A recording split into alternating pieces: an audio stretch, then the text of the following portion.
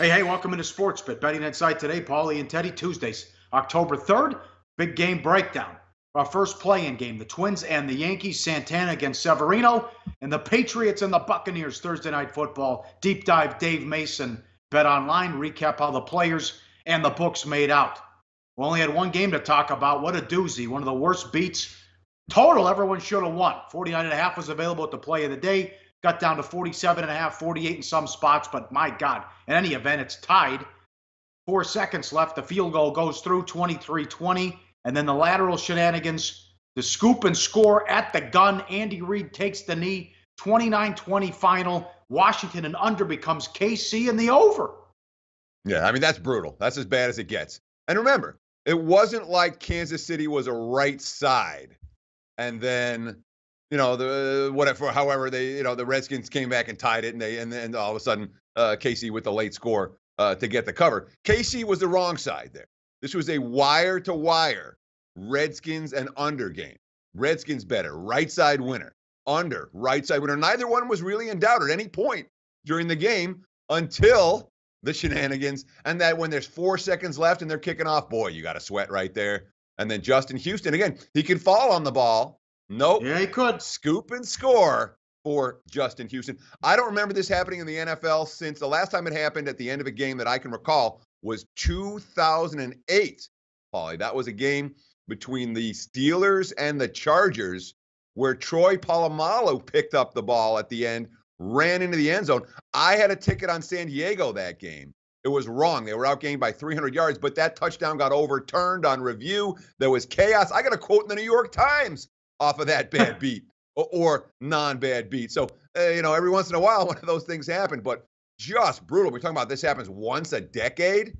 Yeah, that's tough. That's tough if you had, real tough if you had the Redskins. And if you had the under, again, we gave out at 49.5 as play of the day. That won, but that kickoff, 47.5, 48's across the board. If you bet that late, that's just a brutal way to lose. My condolences for those of you who got beat on that final play of the game between the Redskins and the Chiefs. Bahamas Bowl, all-timer, 2014. Belk Bowl, 2012. Bahamas Bowl, Western Kentucky, lane 3, up 49-14 in the fourth quarter. Onside kick, touchdown, onside kick, touchdown, onside kick. And Central Michigan scores with like a second left. They go for 2 and don't get it. 49-48 final. Belk Bowl, 2012.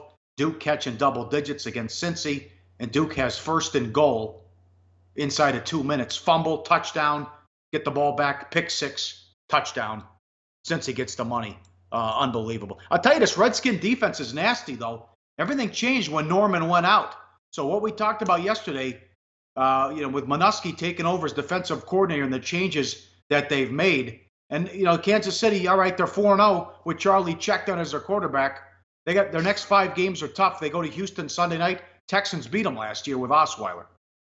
Yeah, and of course, the Texans had a bit of a chip on their shoulder given all the problems that they would had in the postseason against the Kansas City Chiefs. The Chiefs had gone into Houston and beat them a couple years in a row. So that was certainly a circled game for Houston last year, even with Brock Osweiler at QB. But, let's be real about this type of thing, Pauly. As a bettor, okay, you want to have as many right sides as you can. And when you have those right sides, whether it's the Redskins or the under, you want to cash those games. You expect to cash those games. When you have a right side winner turn into a brutal beat on both side and total, that's as bad as it gets, man. What do? You offer condolences. You say it's going to get better. I know on Twitter last night people were going nuts, and deservedly so. Bouncing back and forth with some of the folks that watch SportsBit talking about the game, saying, calm yourself. These beats can and will happen. All right. Hopefully you remember some of them that work out in your favor. Certainly if you had the Chiefs or the over last night, you're going to remember this one every bit as long as you will if you had the Redskins and the under. Get to the Yankees and Twins coming up. Westgate put out series opening prices in the playoffs. 2 series already set. Nationals and Cubs. Nats $1.20. Astros up to $1.65 at home against the Red Sox. I like both favorites. Cubs number 1 in the second half in runs scored and second in run differential. But with Arrieta out the first couple games and Lester got roughed up the last month, how confident are you in Lackey and maybe Quintana I like Hendricks, but he probably going against Strasburg, Scherzer, and Gonzalez had a tough season, great season, and their terrific offense. I can't make a case for the Cubs. And oh man, after Sale, you pray for the Red Sox. It's Pomerantz who had a good year, but you don't know what you're going to get out of him going against a great Houston offense that found their mojo in the final 3 weeks. Yeah, certainly. But well, again, we talk about postseason experience. Does it matter? Does it matter a lot? Does it matter not even a little bit? Well, I think it matters at least somewhat when you talk about these odds. If you're trying to make a case for Boston, the fact is Boston has the postseason experience in a way that Houston doesn't. And we saw the Astros get a taste of the postseason. They haven't been there in a real way competing for titles during this, at any point in the modern era. That's your case for Boston.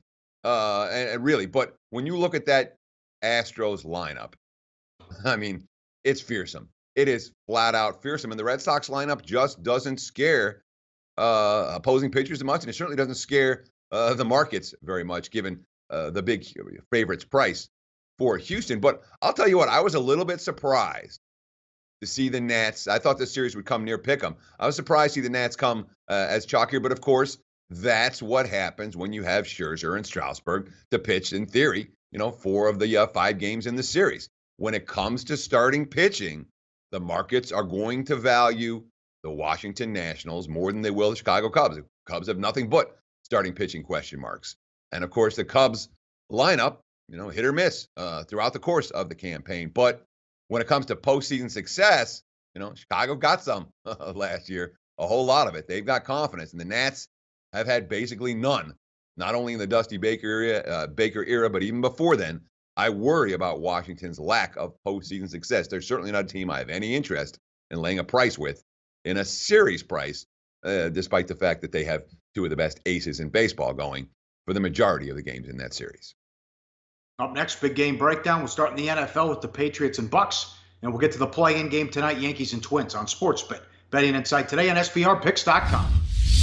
Go to SBROdds.com. Browse, compare, and shop live odds available at top online sportsbooks. Back on SportsBet, Betting Insight today, Pauly and Teddy. Time for big game breakdown, always sponsored and powered by BetOnline. Exceptional customer service, strong promotions, every type of wager we want.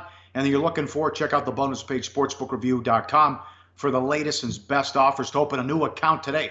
We'll start in the NFL. Patriots 5.5, 56 on the road against the Bucks. Stat of the year, 3 home games for New England. They've been laying a combined 30.5 points, ATS. They're +5 in turnovers. They're +83 in penalty yards. They've been outscored by 15 points. How can a team favored by 30.5 points lose by 15 with a +5 turnover advantage and the benefit of 83 extra penalty yards? Well, it's a historically bad defense. It's been awful. Yards per play allowed, 7.2 for New England. The average is 5.3. They're allowing more than a full yard more than any other team. Can't stop the run or the pass. Guys out of position. Make Cam Newton look terrific last week. It's a horror show. Passer rating allowed, dead last. Yards per rush allowed, 31st. McCourty, he said, it's bad. We're letting the team down. If we can't play somewhat of a decent defense, it's going to be hard to win games. Our offense played great last week and bailed us out. Played great again this week, and we'll let the team down. We're putting our offense in a shootout every week. End quote. He's right. Where would they be without Brady, who has 1,400 yards, 10 touchdowns, and no interceptions? And they're 2-2. Brady's been the best quarterback in the NFL so far. But flash that graphic one more time, because it's when you look at this and try to wrap your head around it, it'll blow your mind. Look, there's been 3 home games. They've been chalk, big chalk, by average of double-digit chalk in every game. They've won the turnover battle in every game. They've won the penalty yardage battle in every game. You're double-digit chalk. You win the turnover battle. You win the penalty yards battle. And you're -15 on the scoreboard. That's insane. I mean, it blows away. It blows your mind if you're looking at any, serious football models. That speaks volumes about how bad the Patriots defense has been. Hasn't just been bad. We're talking about the worst pass defense of this century so far, going back to the year 2000, the worst pass defense. We're talking about a nearly 2 yards per play differential between the league average and what the Patriots have allowed. 1 full yard per play, more than any other team in the NFL, Pauly. Now, you got an elite quarterback playing at an elite level, and you're 2-2 right now. And look, Brady with the 116.6 passer rating so far. He led the TD drive they needed to have to beat Houston on the final drive. He led 2 fourth-quarter TD drives against Carolina, the final 2 drives of the game. But can't overcome that awful defense when it's that bad. And, of course, how easy are things to fix on a short week when the Patriots have to travel? This is a big concern right now for New England moving forward. I mean, your gut reaction is always Patriots off a loss. Bet them. Patriots off a loss. Bet them. We're talking about 70% ATS over a significant sample size. And I'm not going to make a case for Tampa in this ballgame. But when you're talking about laying points on the road on a short week with a public favorite and a lousy defense, you really start getting into some real value problems. And it looks like the over again in a high-scoring game. New England 4-0 to the over based on the opening line. Now, why it should go over. Tampa, again, they get the big win against the Giants at home. Winston takes them down the field, but they have issues on defense as well. They're allowing 67% completion rate and only 1 sack and 128 dropbacks by opposing QBs. Manning, 49 pass attempts without an interception or a sack. And as bad as the stats are, remember, they faced Glennon and Keenum in 2 of their 3 games. So it doesn't make any sense. While they closed 6-2 last year, their defense was nasty. They're not getting it done this year. When you look at Tampa Bay's defensive numbers, Pauly, the big concerns, they've got injuries galore. All 3 units, the line, the linebackers, and the secondary, have significant injury concerns. That not likely to be fixed by Thursday night. And you talk about the fact that this pass defense has been lit up by Mike Glennon and Case Keenum. We saw what Keenum did against the Lions last Sunday. His performance against Tampa, a one-hit wonder. That's a big concern going up against Tom Brady and company, obviously, on Thursday night. Game number 2, BetOnline, Twins and Yankees, the playing game tonight, 5 o'clock Pacific. Severino against Santana, Yankees 240, 7.5 the total. We've been telling you all year on SportsBit how good Severino is. 14-6 with a 2.98, no flukes in the numbers, 10.7 strikeouts per 9, and the ground ball rate of 50.6, and only 2.4 walks per 9. How many pitches were over 10 strikeouts per 9 and the ground ball rate at 50 and the under 2.5 walks per 9? Only him and Jimmy Nelson. Nelson was 12-6 with a 3.49, and he throws gas as well, 97 miles per hour. Twins would tie the all-time record with a loss. They've lost 12 straight playoff games. Boston has the record with 13. The Yankees are 12-2 all-time against the Twins in the playoffs as well. Not a lot to like there, and this is a bullpen mismatch. Oh, my God. If this is tight late, huge edge to the Yankees, as we'll get to some of those numbers coming up with this bullpen. But how do you feel about Severino, and how do you feel about Santana? Well, I mean, Severino's a guy that we started talking about here on SportsBit in April. And, you know, we don't give ourselves too much credit, but we deserve a pat on our back for talking about Severino early. We said this guy's got all the stuff to be an ace. And obviously, when you're talking about the advanced metric numbers, that strikeout per 9 inning ratio, the ground ball rate, the walk per 9 inning ratios, we're talking about a pitcher who has truly put up elite numbers all year. You look at the average velocity, and we're talking about the single hardest thrower in all of baseball. So he throws hard, he throws strikes down in the zone. He's clearly a bet-on guy. It's a Minnesota team that made bettors a bunch of money as road underdogs over the first half of the season. If you looked at the Twins down the stretch, they were great every time they played the Tigers, who had quit on their campaign. They did not make money for their backers in September in this road underdog role. And of course, Ervin Santana, some of it was good pitching. We're talking about a guy who's 16-8, 3.28. But all the advanced metrics numbers say, not so fast, my friend. The fielding and pitching, 4.46. The xFIP of 4.77. So how did he not get lit up? Not lit up, but why is his ERA a run and a half higher than his xFIP? Real simple. BABIP, batting average on balls in play. In 2017, Lance Lynn, number 1. Ervin Santana, number 2. So he was on the lucky side. When opponents hit the ball, they hit the ball right at somebody when they were facing Ervin Santana. I don't know that Yankee Stadium in particular is a particularly good venue for Santana. The fly balls that he allows might go over the short porch at Yankee Stadium. That could be a problem for Minnesota, even before they get to the bullpens. Do not throw Judge a fastball. Making a big mistake. The guy's locked in throw him the breaking stuff away, see if he'll chase. Here's the bullpen edge. My God. Look at this graphic. ERA, Yankees bullpen third, Twins 22nd. FIP, Yankees second, Twins 23rd. WAR number 1, Minnesota 22. Although I think we're getting a little bit carried away with this Yankee bullpen. But Tansis doesn't know where the ball's going. Chapman was demoted. And do you trust Canely in a big spot as well? But in any event, those are the strong stats. We know the Twins bullpen stinks as well. Dave Mason, BetOnline, coming up next in the deep dive. We'll recap how the players and the books made out over the weekend, and then the play of the day on SportsBet. Betting Insight today on SBRPicks.com. Research before you bet. Be sure to check out SBR Picks for the best game predictions, breakdowns, and much, much more. It's deep dive time here on SportsBet, and as we do every Tuesday during football season, we bring in Dave Mason from BetOnline AG to tell us how the books fared over the weekend. Dave, how you doing on a Tuesday morning? Hey, Teddy, how are you? All's good. You know, we're getting ready for NFL Week 5 coming up. This NFL Week 4 was a good weekend, great action coming in. But, yeah, just getting ready for the upcoming weekend. Sure. Now, before we start, obviously, yesterday on Sunday night into Monday in Las Vegas, a little bit of a tragedy. What's gun violence like in Costa Rica? Is there any of this kind of stuff in CR? Not really. I mean, there's isolated incidents. You know, it's, but nothing like that. No. Knock on wood. You know, it's a lot more difficult to get firearms like that down here, of course. But there's violence everywhere. I mean, there's crazy people everywhere, right? And you know, I think it just happens. You know, I think it happens in the States. You know, it just gets. You know, it's. I mean, it's a huge political issue, of course, and you know, lightning rod issue that you can't find any middle ground. I'm not going to talk about any of that, but you know, it is when it happens in the States. We have such a huge country, so diverse and everything, and lenient laws on guns. And when something does happen, it just gets publicized everywhere too, because our news channels are everywhere. So you know, issues everywhere, right?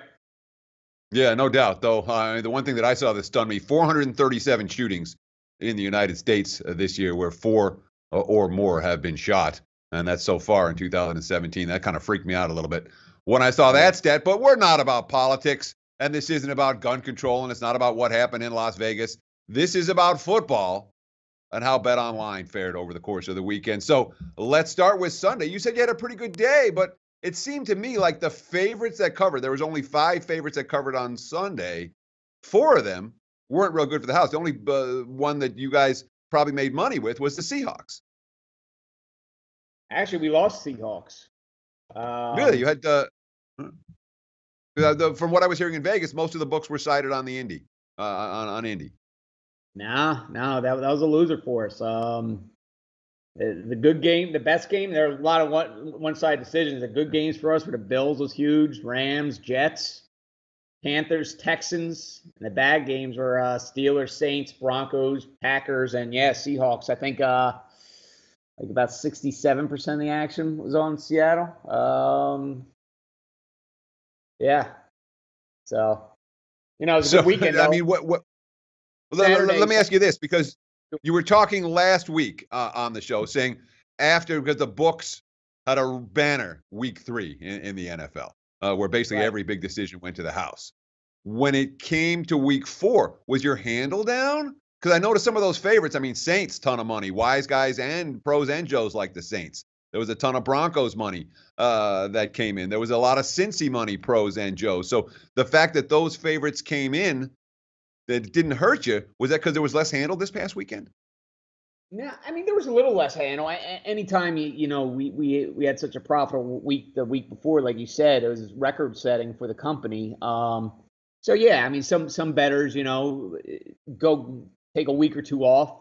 So the handle was down a little bit, but the handle was still great. I mean, that weekend before was just off the charts. But that's just natural. It's just, and it works the opposite after a really good weekend. You know, the handle's up because everybody's loaded in their account and they're betting for and everything. So it works both ways. But yeah, no, it was a profitable weekend for us. College, we lost a little bit, but NFL was still a really good day yesterday. Right on. So let's talk about the college for a minute. I know that Georgia-Tennessee game isn't a game that you enjoyed very much.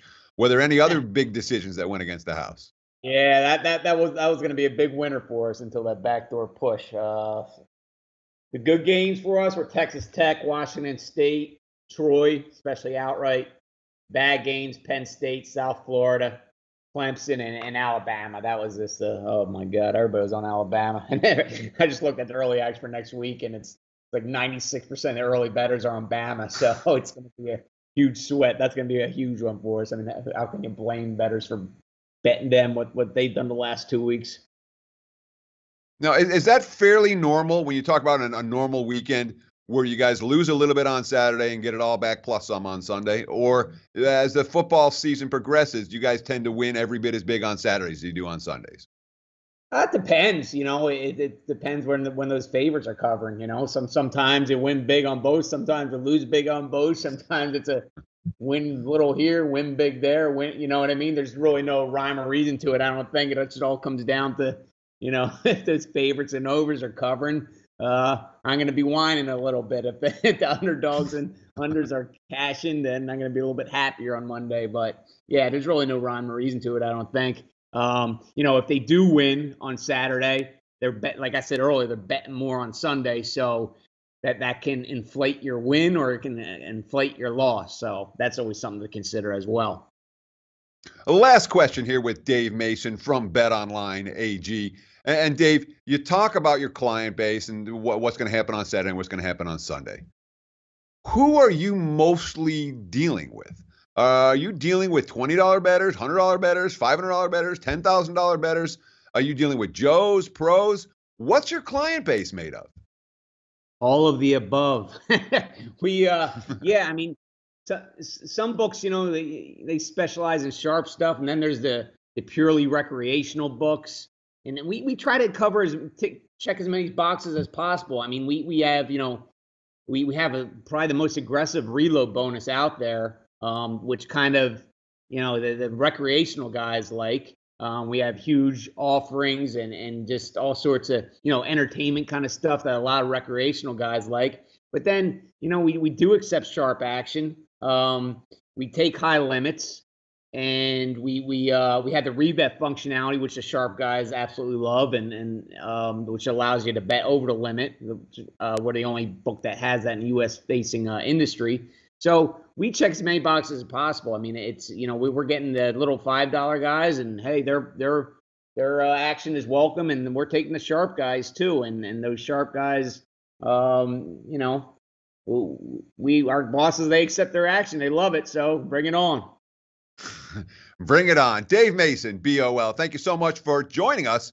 Tell our folks one way where they can find you and one way they can get involved with BetOnline this weekend.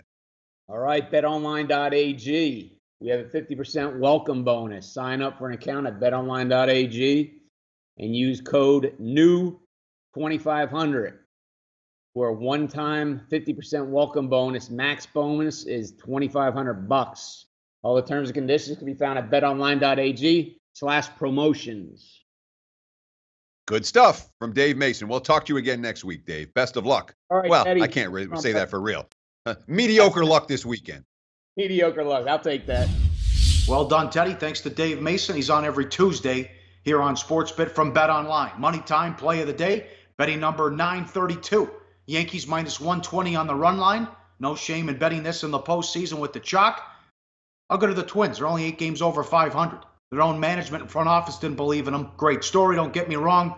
But the Yankees have been on fire. They closed 21-8 and 20 games over 500. Better starting pitcher, huge in the bullpen, and a better manager, I think, with Girardi, although Muller did a good job. We'll lay it with the Yankees, and we'll go against Santana here as the Yankees move on to take on the Indians. That's the play-in game. We'll go with the Yankees on the run line. Diamondbacks, Rockies tomorrow.